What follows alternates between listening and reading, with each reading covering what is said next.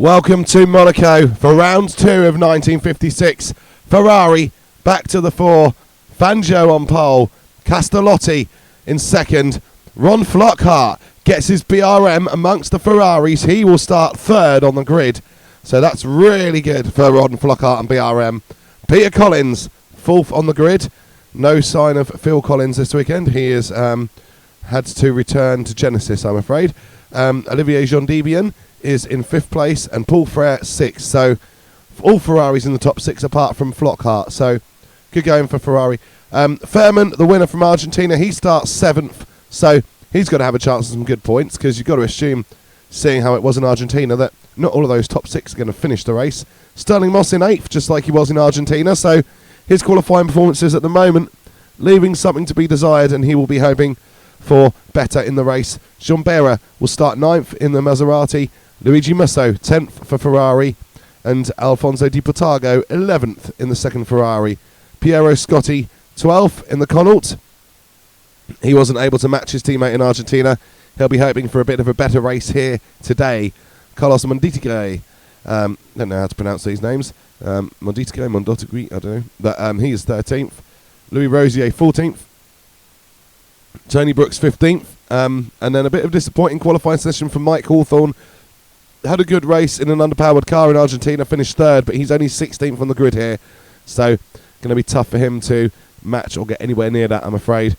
Luigi Villaresi 17th, so reasonable qualifying from him. Pedista 18th. Dasilvaramos, he was right at the back in Argentina. Well, those points in Argentina have obviously given him some confidence, because he's got himself up to 19th here. Tarufi 20th. Dasilvaramos' teammate Robert Manzon, by the way, who finished 2nd in Argentina, he is right at the back of the grid in 32nd place here. So massive mountain to climb if he wants to anywhere near match his performance from Argentina.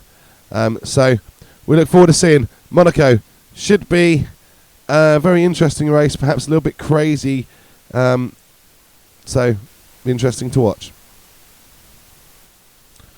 Well, here we go then, the very reason we are here, to watch 32 Formula 1 cars race around Monte Carlo in search of the Grand Prix victory. And there we go, Fangio, he's slow away, Flockhart away like an absolute rocket, and Flockhart leads all those Ferraris in his BRM down into turn 1. And, well, there we go, Fangio having a little bit of a bump into the wall there. Seems to be all right, but there we go, they're all taking it very easy. We have to win as 32. You see some cars riding up onto the back of others, but they all get going. Well, most of them get going. Looks a little bit laggy in the back there, but Flockhart up into the lead in the BRM, and he's got a chance to try to get away, but those Ferraris should be quick. But are they stable? They certainly weren't stable in Argentina. We shall see. At the moment, Fangio's already looking a little bit leery there. Fairman, we think, is up to 6th place. Castellotti into 3rd, and I think it's Jean-behra who's in 2nd and gets to chase after Ronflockhart. So there we go. Already an interesting start. Already a yellow flag out somewhere. We can't see what the incident is. We're watching those Ferraris try to get back on terms with the BRM of Ronflockhart. There's a Moss already losing a little bit of traction through there. Castellotti looking the same. So Jean-behra trying to hunt after Ronflockhart, who is very much in the lead of this Grand Prix. But the Ferraris are getting the gap down after losing that initial ground. And will they be able to get onto the scoreboard this weekend? Ferrari had no points. What's happened to Jean-behra now? He's just seems to have voluntarily decided to run wide. Will Ferrari get the scoreboard this weekend? Fangio has got himself up in a 3rd, showing that he's still got that ability after a very disappointing Argentine Grand Prix that only lasted a few hundred yards, if that. Well, Fangio will certainly want to get up there, although Flockhart and Jean-behra appear to have stolen a little bit of a march in him there. Well, Olivier Jean-behra now might be able to have a look, but he's, as soon as he tries to get a Ferrari through there, there's a take slapper and he's off and he's spun it, and Fangio will now be up in the 2nd. But, well, he's in it. I think Fangio's lost himself, and he's now not going to be in that position for, well, Fangio is out of the race. So there we go. There's a massive pile up. I think jackfairman is involved in that as well. So, well, the winner from Argentina we think is going to be out of the race. And, wow, this will blow the championship wide open already. Jeanbehra moves up in the 5th. Jean-behra still in 4th. We've got Moss has snuck ahead of Castellotti there. So Moss now doing pretty well. And there we go. So we'll have a look down. Mike Hawthorn's got all the way up in the 6th. So once again Mike Hawthorn coming through the chaos. You can see there's still lots of chaos developing at the back of the field there. And that is going to take a massive amount of cars out of the race. Well, I would say some of those back markers now get going again, but, well, Scotty's dropped back. His teammate Fairman's out of the race, so no hope for Connaught today, I'm afraid. What a shame for them. There is Jack Fairman's car sitting in the pit lane. So, but Flockhart still leads through all of that. And, well, yeah, unfortunately, I think that is one of the glitches on some of these 1950s mods, is people go into the chicane at the harbour and they cannot help but crash. Well, Moss is now the guy applying the pressure to Flockhart, but Moss is again struggling for grip around the casino square. Casino bend, I'm not sure what they used to call it in the 1950s. I think it was still called something, casino. Well, Moss is trying his best to try to take this victory off Flockhart, but at the moment Flockhart is the one who is keeping it steady, keeping it solid and on the road, and Moss, again, just can't do anything about Flockhart. And it seems like none of the front runners for the real life in this year's World Championship have any sort of grip. So Flockhart is still leading, and nobody else can get the grip to get the run to attack him, even though Flockhart clearly is not the quickest car out there. He is certainly the driver who is able to keep it calm. And there goes Moss. Moss is now off, and I believe that'll be Moss out of the race. Surely can't concede from that. That looked like a bit of a big impact, and Sterling Moss is out of the race. So Flockhart leads. I believe Jean Debian will be back up into second place now as Flockhart goes through. He controls it through the harbour there, and Jean Debian hasn't controlled it. Jean Debian is off into the harbour. Oh no, look at the car, it's dancing around. Look, you make me feel like dancing. Yeah, still dancing in the pit lane. So Jean Debian is out of the race. So that's another Ferrari out. Will any Ferraris finish this race? It's looking like a repeat of Argentina. Villaresi goes off and hits the hay bale there, and he's going to have someone tag him. And well, Villaresi, all his experience, couldn't keep him out of that one, I'm afraid. But there goes Luigi Musso having a spin, trying to avoid it, I think. Well, bit of a crazy race, but we have an order still at the front. Flockhart leading, Behra 7.7 seconds behind him. Mike Hawthorn has found his way up in the third place. So just like in Argentina, Mike Hawthorn keeping his head when all around him are losing theirs. And if anyone else ahead goes out, Hawthorn has got a great chance of taking the championship lead here this weekend. He's really, really just driving so well this year, Mike Hawthorn, in terms of maximising and over-maximising what he's got, just letting everybody else have their problems, and Mike Hawthorn comes through, and at the moment he's in the podium positions. There is still a long way to go, so we shouldn't be getting too excited, but it's looking very good for Mike Hawthorn right now. We've got Villaresi, Manson, Colin Chapman up into 9th. So, yeah. Well, I said Manson instead of Manson. Is that we've got two musicians in this field. We've now got Phil Collins, who, by the way, Peter Collins has disappeared in this race. We didn't even see what happened to him. I'd imagine he went out in that pile-up. So we've got Phil Collins and Marilyn Manson, clearly. So, yes, we are building up our musicians line. So if anybody else has got any ideas for racing drivers that you could turn into musicians' names, let me know in the comments. Because clearly I've started something without meaning to. So, yeah, I'll be interested to hear your weigh-ins on that. Anyway, Flockhart continues to lead the race. He's still, even through everything, Ron Flockhart is just looking unperturbed, but he is now being caught by jeanbehra. That Maserati has some speed, and Behra, he didn't manage to bring it home in the points in Argentina, but he did finish the race crucially. He had a few errors but finished the race, but Behra at the minute is looking fast and reasonably controlled. Hawthorn is in a spin, so Hawthorn, Luke said he's been driving well for the last couple of races. I think he's got a little bit of a gap behind him. Can he hold third place? I think he might do, because he didn't embed himself into the hay bale, and Gould, who might have passed him, has put himself in the hay bale. So, yeah, that's Gould out. Now, Villaresi looks like he might be about to climb into the points if Gould has retired from the Grand Prix. There, Behra trying to get a run up the inside of Ron Flockhart. Puts himself into the wall a little bit, but he's right there. jeanbehra, he is right there. And Flockhart has got to watch now, because if that Maserati is not going to go off and it means business, he might well actually have the pace to pass Flockhart here. But Flockhart has led the entire race since the opening lap. He is not going to let it go without a fight. jeanbehra, a little bit slidey there, but he seems to be able to control the slide.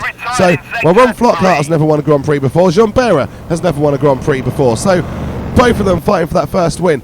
This will be done with the utmost passion, and I am looking forward to seeing the outcome, because it's either going to be a very tight finish or we're going to see a momentous pass.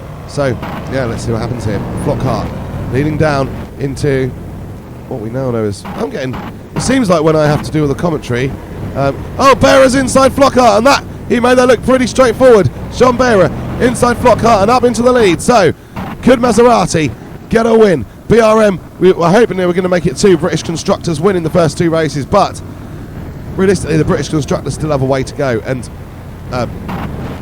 Flockhart and the BRM in a second, and that might be game over unless Behra has an issue or makes a mistake.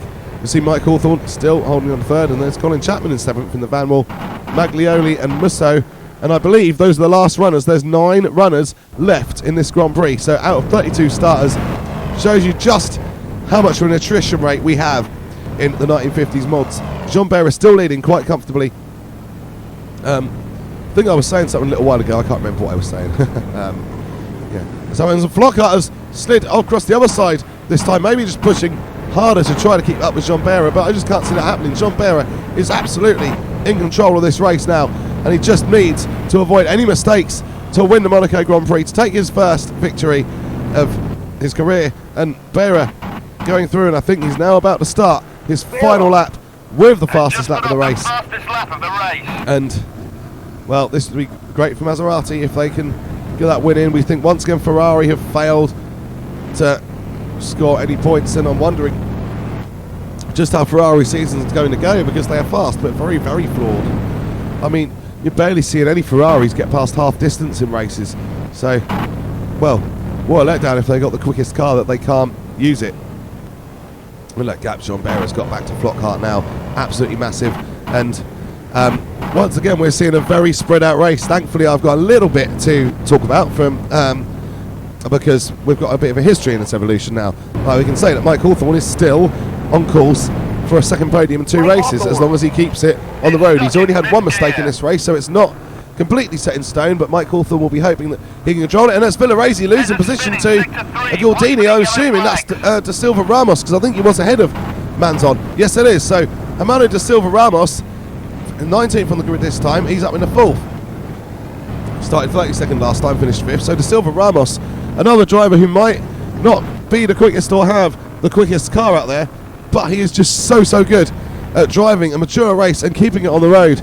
And yeah, so this could be a second points finish for Silva-Ramos. Well, Jeanbehra is coming towards the end of the race now. He's got another 2-3 corners to negotiate. Hopefully he'll be able to negotiate them with no issues, because this is a fantastic performance that does deserve to be rewarded with a Grand Prix victory at the end. Ronflockhart did as well, but he just didn't have the pace, and Behra comes through the harbour front chicane for the last time, possibly one of the last stumbling blocks for Jeanbehra, and he's got through it. Ronflockhart behind him, you can still see in the background, heading for a reasonable second place. Yeah, he's not had any issues at the chicane either. So here comes Jeanbehra, and he is going to win the 1956 Monaco Grand Prix. Jeanbehra, the race winner, and that makes up for a disappointing opening race for him. It also shows that the established teams, Ferrari and Maserati, well, at least Maserati should be able to do something this year, should be able to have some sort of impact. It's not going to be an underdog season all year, although of course Behra hasn't won a race before, so, but he is, you know, along with Moss, he is one of their prime drivers. So yeah, it was a good performance from Jeanbehra, and he's got that first win. Ronflockhart second, and now we're watching Mike Hawthorn. He is about to come through to take his second podium from 2 races. The only driver to do so this season, the most consistent, even though his Maserati is very much a midfield car. Mike Hawthorn will be joint leader of the World Championship. So, well, that's a fantastic performance. And he is, you know, he's a driver he's won Grand Prix before, former Ferrari driver, and it's very possible for him to stay right in this battle this year. Hermanodasilvaramos finishes 4th for Gordini, and now we are waiting to see who will come home 5th. I think Villaresi was in that position, but of course anything can change, and we've had our eyes on the top 3 or 4 runners. So Jeanbehra, Mike Hawthorn I believe was stuck in gear for that last lap, and Silva-Ramos was trying to catch him. So, but Hawthorn had a big enough gap. You could see that the gap was closing, and Hawthorn in some places looked very, very slow in that last lap. That's because I think he was stuck in 6th or 7th gear. So, yeah, so a slow final lap for Hawthorn, but he did survive, even though his car tried its best to for him not to survive. But there's jeanbehra. He's parading around. He'll be very, very proud of this victory, and so he should be. It's been a fantastic performance. Really, really good from jeanbehra. And yeah, and some moments of excitement in this race. But this latter half has been very much drivers turning it into an endurance race, trying to just survive. And jeanbehra, Ronflockhart, Mikehawthorn, hermanodasilvaramos, they've all done that very well. Has finished fifth. And umbertomaglioli has done it very well as well. He's not anywhere near the fastest driver out there this year, but he's managed to bring home a couple of points through survival here today in Monaco. So that's yeah, Monaco Grand Prix has very much been a tale of survival. In fact, only 5 drivers finished this race. So yeah, if you finished the Monaco Grand Prix today, you scored points. Look at Maglioli; he's a whole 2 minutes 15 seconds behind, but crucially, he delivered. So let's have a look at the World Championship then. So jackfairman, he got there first, so he still leads the World Championship on 8 points. But tied with him are jeanbehra and Mikehawthorn, and they are both on 8 points as well. So a very open World Championship so far. So, and it's not totally out of range for Ferrari if they could sort out their issues and finish a race. You know, their drivers could still get back into it. Robert Manzon is on 6, but because of the way the championship's gone so far, he is in 4th. Ronflockhart, he is in 5th, also on 6 points. Hermanodasilvaramos is 6th, he is on 5. Cesare Pedisa, 7th, on 3 points. And umbertomaglioli, he is 8th on 2, having got those points in his private Maserati today. The Constructors' Championship sees Maserati, with all of their combined cars, up on 21 points, so comfortably leading it. Gordini, 10 points behind on 11. Connaught are on 8, and BRM are on 6. And like we say, no points from Ferrari for 2 races. What are they going to have to do? Once again, Musso was the last survivor for Ferrari. He made it through 3 laps, got over half distance. I think that's the first time a Ferrari's done that this season. Well, Musso classified 9th, but of course, nowhere near running at the end of the race. And then Jean Debian was the next one to survive, and we saw he went off in the harbour only on the halfway around the second lap. So yeah, Ferrari with so much work to do. Is it the grip? Because it can't be the drivers. If all of their drivers are going off, and they've got very renowned rounded drivers. Fangio, classic example. Collins, Castellotti. These drivers are all very capable. So the issue is not with the cars, with the drivers. Sorry. Right. Please like and subscribe. Thank you so much for watching, and we'll catch you in the next one. Take care.